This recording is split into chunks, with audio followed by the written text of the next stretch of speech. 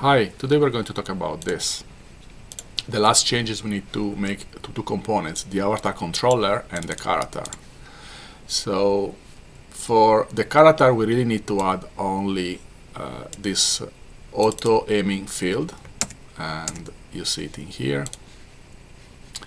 And if you wonder where is it that we are using it, we are using it in the avatar controller. If we are aiming, then you use this to call start aiming, that is in here, right? Start aiming.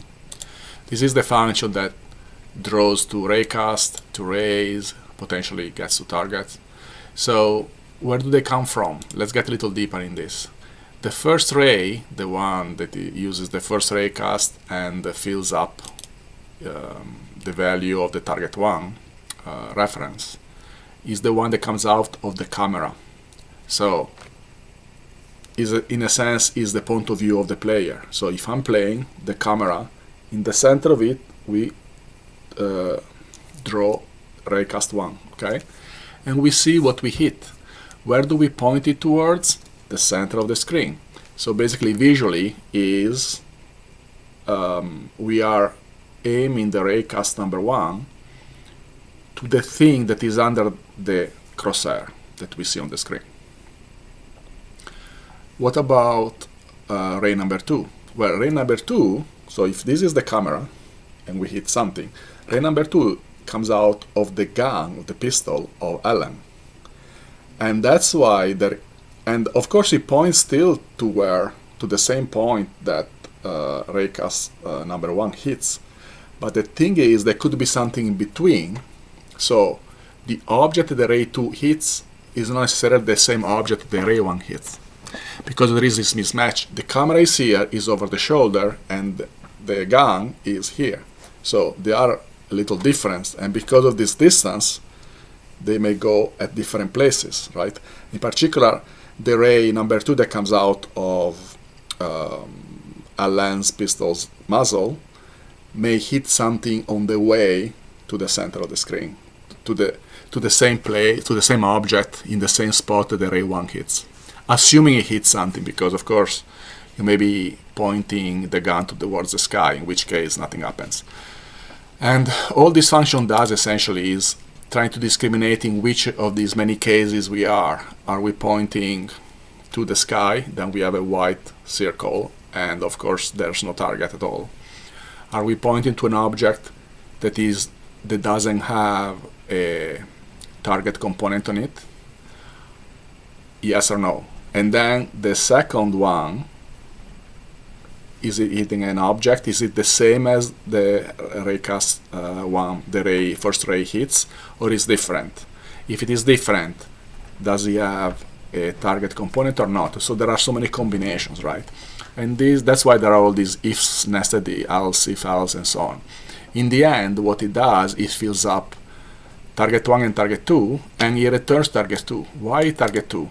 Because target 2 is what Ellen the avatar hits, right? That's the real target. Even though as players we are aiming at target 1, oftentimes, 99% of the times, target 2 is the same as target 1, so everybody's happy. But sometimes target 2 can be different. So whether it's the same or not, doesn't really matter what target 1 is. What matters is what we are actually hitting, because the laser doesn't come out to the camera, comes out of the gun that Ellen holds. So we return target 2. And that's what we get here. Now this code is commented out because it has to do with inverse kinematic that for now we have excluded. And now here what it says is something simple. If there is a target component, so we can actually shoot the object, and shoot is being pressed, and is not true, see there is an exclamation point, that we are sprinting, we are pressing the sprinting button like shift for instance, while at the same time the speed is marginally greater than 0, is not 0 or close to 0, right? Because you can press shift and not be moving, in which case it sort of doesn't count, right? So, but if you are sprinting and also going at a speed that is not 0, meaning you are pressing one of the WASD keys, for instance, then this will be true. That means overall this will be false, and because they're all in AND, this if condition will be false. That means basically you cannot be sprinting for real, and you cannot be jumping. So if you are not sprinting and you are not jumping and you are trying to shoot, and what aiming find out is that you are trying to hit an object that has a target, then start firing. All right, that's all there is to it. And why are we start firing? Because your shoot has been pressed, right? If you only press the right mouse button, we are just aiming. Now the code will constantly look what it is that we are aiming at. But the moment we also press the left mouse button together with the right, this becomes true. And if the next two conditions are also true, meaning we are not jumping or running, then we will shoot the thing, target 2, right? And if you remember, this function ends with the target 2 being hit with what strength? Well, the strength of the hit impact strength of the weapon that we are using right now. In this case, there's only one, so it's the pistol, but in general, we could have a system of inventory and you can switch weapons, so they have different strength, maybe different amount, different reach, right? Different range, different many things. One could also expand the weapon component to keep into account more features like number of bullets and so on. This is just a skeleton, right, to give you an idea. We want to solve the hard problems, and hopefully the things that are specific to the games that you want to make, that you have in mind, you can adjust them. And instead, if aim is not being pressed, then stop aiming. So if aim is being pressed and we are also trying to shoot and we are not sprinting or jumping, then start firing. Otherwise, if aim is not being pressed, stop aiming. And we don't even look if we are pressing the fire button or not, because if you're not aiming, you cannot shoot. And then, as usual, we move Ellen up, down, left, or right.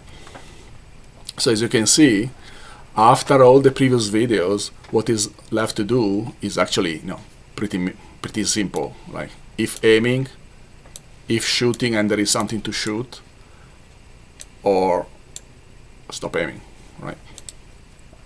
So hopefully this is clear and it helped you understand what the code is meant to do. For now, ignore the parts about inverse kinematic. They have been commented out everywhere, so they are not interfering and you don't need to know inverse kinematic for that. But just for your knowledge, the idea is that when inverse kinematic is an option, so we can move Ellen's arm and make her follow. When we move the mouse up and down, left and right, she follows with the arm up and down, right? So it mimics better the direction of the laser, because right now the gun is always in the same position and the laser moves, so it looks a little funny. But again, inverse kinematic is yet another subject, and I was unsure whether to add it or not to this class, so for now I'm holding off. Thank you so much. I hope this was useful to you. Right now Ellen can walk, be idle of course, climb stairs and inclines, run, jump, aim and shoot. And you have many videos and some code to study yourself. Hopefully with all the explanations it becomes more clear how it all works. I encourage you to make small experiments, commenting out some code, changing it a little bit to see what happens, so that you get a deeper understanding on how it all works. Thank you so much.